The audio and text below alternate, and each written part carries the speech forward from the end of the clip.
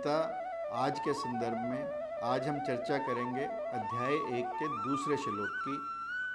धृतराष्ट्र के कहने के बाद संजय कहते हैं संजय उवाच दृष्ट्वा तु पांडवानिकम व्यूढ़म दुर्योधन तदा आचार्यम उपसंगम्य राजा वचनम अब्रवीत। यानी संजय ने कहा कि हे राजन, पांडु पुत्रों द्वारा सेना की व्यूह रचना को देखकर राजा दुर्योधन अपने गुरु के पास गया और ये शब्द कहे।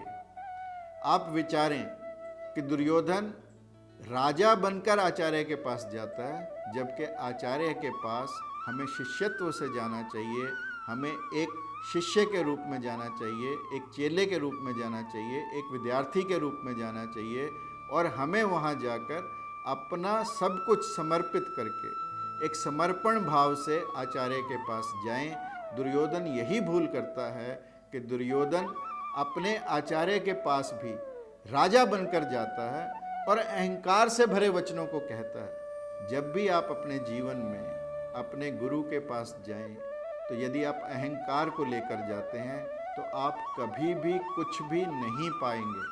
और यदि आप गुरु के पास सब कुछ समर्पित भाव से अपने आप को अर्पित करके जब गुरु के पास जाते हैं, तो निश्चित तौर पर गुरु का कहने का भाव भी और आपके समझने का भाव भी दोनों बदलते हैं। इसलिए humility not ego is the key, ये हमें समझना पड़ेगा। विनम्रता कुंजी है और विनम्र बने रहना चाहिए। अहंकार तो ना सिकंदर का रहा, अहंकार ना औरंगजेब का रहा, अहंकार दुर्योधन का भी नहीं रहा और ना रहेगा। जैसे जैसे हम गीता जी पर चर्चा अपनी बढ़ाएंगे, अहंकार शून्य होना।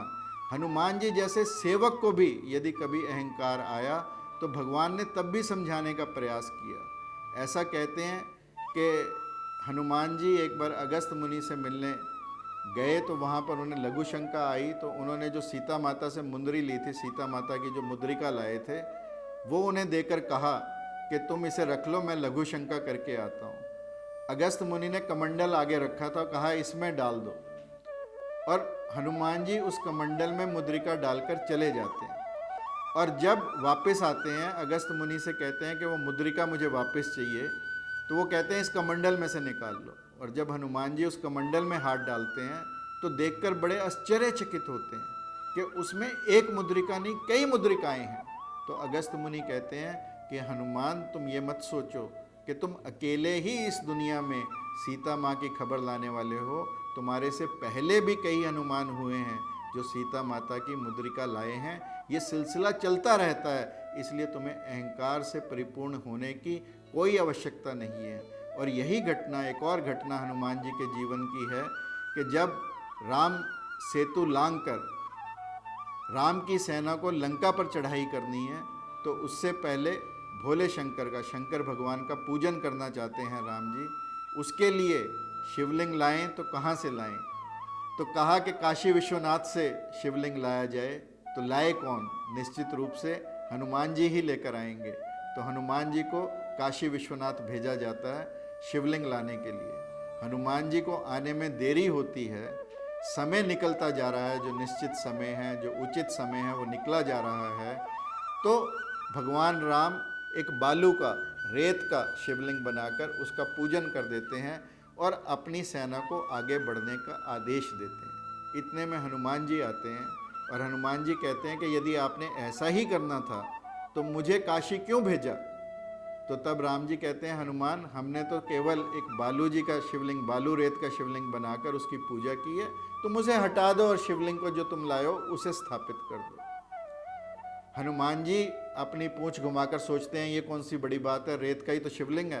अपनी पूंछ उसके आसपास घुमाकर पूरा जोर लगाते हैं, रेत के शिवलिंग का कुछ नहीं बिगड़ता है तो हनुमान जी की पूंछ का, हनुमान जी के अहंकार का, कि शिवलिंग को तोड़ते तोड़ते इधर हनुमान जी की पूंछ टूटती है और उधर हनुमान जी का अहंकार। यानी जब जब हम सेवा करते हुए भी कई बार अहंकार से भर जाते हैं कि मैंने इतने प्याऊ लगाए, मैंने इतनी दान दिया, मैंने इतना सब कुछ किया, तो उस सब को भी, सेवा के काम भी हमें अहंकार से ना भरें। आम दिन के कार्य तो भरें ही ना, परंतु सेवा के काम भी यदि हमें अहंकार से ना भरें, हमें विनम्र बनाए रखें, क्योंकि विनम्रता ही कुंजी है। जैसा मैंने कहा, humility not ego is the key, and this is a very important lesson we learn from the second shloka of the first chapter of Gita ji, where Duryodhan tries to go to his guru in the form of a king, not in the form of a disciple, and that is so very important. Jai Shri Krishna, Jai Shri Radha.